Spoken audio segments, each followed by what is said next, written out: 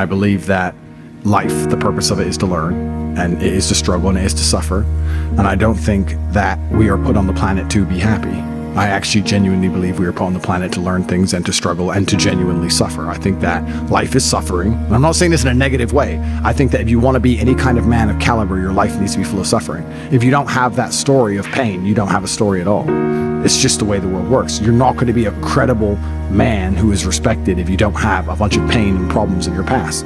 If you wake up and you're born as a man and everything goes exactly to the way you want it to, and everything's nice and easy, nobody's going to respect you, and you're not even going to be happy yourself. I believe that also the masculine imperative not only is to give, like we said earlier, but it is to overcome struggle. We look at struggles and we look at problems and we want to overcome them. You just said it yourself. I want more followers. I want to get bigger. It's a problem. I want to fix it. I got to beat it. It's inside of us.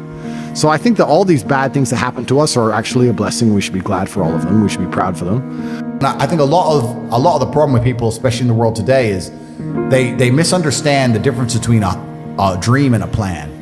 And nothing good in your life is ever going to happen by accident. If you see a guy in fantastic shape, you don't say, "How'd you get in great shape?" And he goes, "It just happened. Oops, I just fell." And no, he ate a specific way, he trained a specific time, he did specific things for a specific outcome. And it's the same with finances. And most people who are broke, if you say, "Do you want to be rich?" "Yeah, I want to be rich." "How are you going to get rich?" "One day I'll win the lottery." Yeah, dumb shit. You have no plan. You have no plan whatsoever, no actionable steps. No, you're not doing things daily. You're just hoping some point in the future God's going to just dump it on your doorstep. Guess what? It ain't going to fucking happen. And unless you have a plan, a specific plan, I'm sure you guys had you had a plan and you worked hard to get to your points. I had a plan. Everything was like, okay, today we have to do day after day after day until you get there. And this is what most people don't have because they're too arrogant or too lazy. I don't think it's stupid. I think most people, if you laid out a plan and they tried their very best and they were willing to learn, could do it. Ignoring how you feel and doing what you're supposed to do because you're supposed to do it. We feel things, but jobs must be done, whether we are happy or sad. And this is also disappearing from the world. They're also self-obsessed with how they feel. This teaching a whole society and teaching a large contingent of the youth that how they feel plays paramount over the world. If you feel sad, that's all that matters. Not, well, I feel sad, but it doesn't matter because I'm doing the right thing.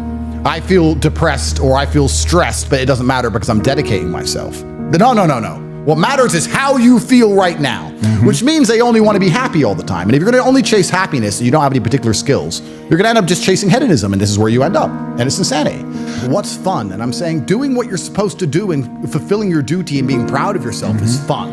That's the only fun you need. You don't need the fun of trying to chase all this garbage and this hedonism and this black hole. That doesn't lead anywhere. If you actually really want something, you can have it. How much you want is how much you're prepared to sacrifice. So if you want $500,000 a year, you can definitely make that. And that level of stress you'll absorb for that money and the amount of headache you'll go through, if that's the amount you're prepared to accept for a happy life, you'll have it. And I'm trying to think of a man around me who says, "I feel." Because nobody cares. Why would I care how you feel? Why would life care how you feel? Society doesn't care how men feel. So if nobody cares how men feel, why do they care how they feel? You wake up and you have a list of things that need to be done. You're either going to do them or you're going to make excuses. And how you feel has no bearing on that list. The list must be completed irregardless of how you feel. So why are we even putting importance on those feelings? I think you learn to ignore feelings early on. You can learn to ignore pain and many other things, and I think that's the best way a man should be. I think that's how you become brutally competent and competitive. I don't always feel motivated to go to the gym. I don't always feel motivated to work. I don't always feel motivated to do what I need to do, but I do it anyway. It's called discipline. Yeah. And if you're going to wake up every day and lack the motivation to do what should be done and compete against people who will do it irregardless of how they feel, you're going to perpetually and forever lose. In fact, it makes you a child to even wake up and say, when you're asking someone for motivation, what you're effectively doing is saying, make me want to do it. Please make me want to do it. I don't want to do it. Make me want to. No, you have to do it. Or you can stay a fucking loser. Lazy is a big problem because people go, "Oh, but I just want to relax." If you just want to relax, that's fine. But you're competing against people who just don't want to relax, and you're going to lose.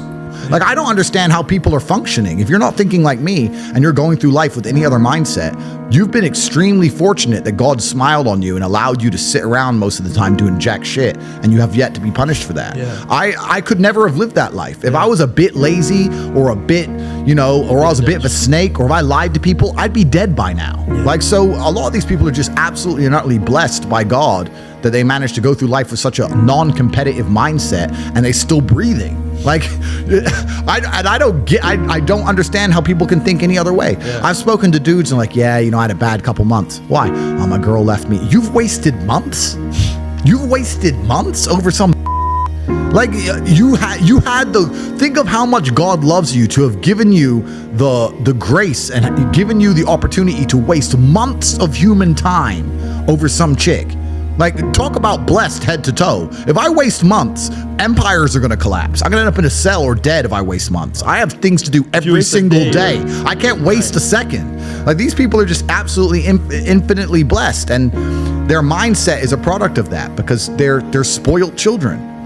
Absolutely spoiled children. If you're going through life with any other mindset besides a hyper competitive one, where you are capable of competing with some of the most dangerous men on the planet in all their forms, me and my network, and also my competitors. If you don't have that mindset, then you have to understand that you are spoiled. Yeah. You're spoiled by your reality, because there's a whole bunch of people out here daily who fail.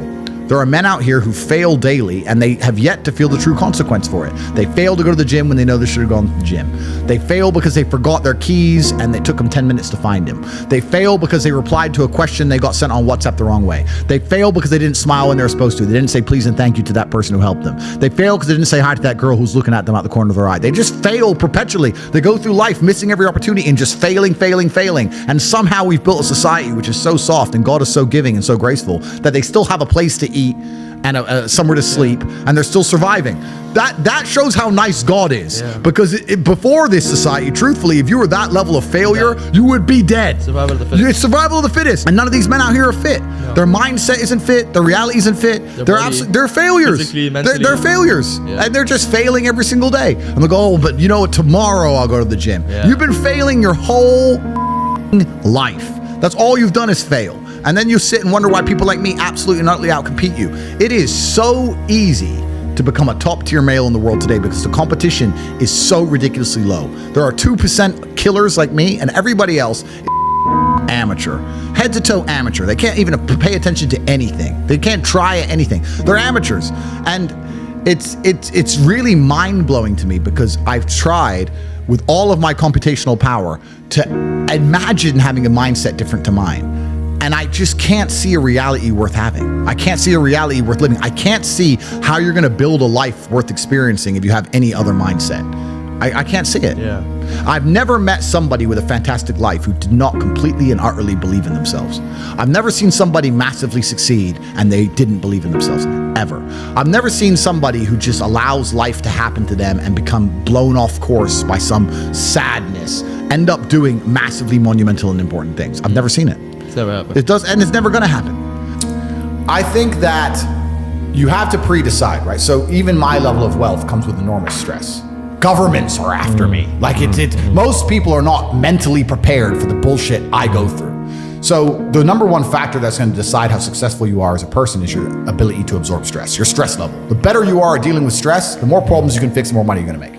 So you have to decide where on that scale, because you could just be homeless and have no stress. Right? You could just, exactly. You could be a brokey and be on the dole and just, I'm broke, but nothing really troubles me. So you have to decide on that level where you want, how much stress you can possibly absorb as a man.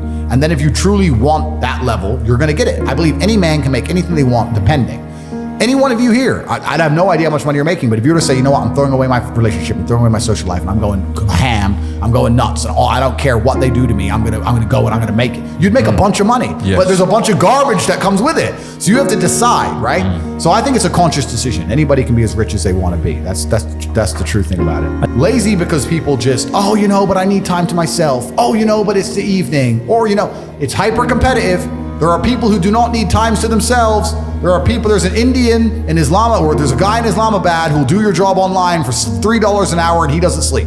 You're gonna lose, right? So if you're gonna be lazy in any regard, you have to understand there are people like me who are billionaires who work 18 hours a day. When I finish this, I get into my car and I open my laptop and I work on my way to my next appointment. And then I'm gonna work all night till the day I go. When I go to sleep, I close my laptop and I'm asleep a minute later. I work. That's all I do.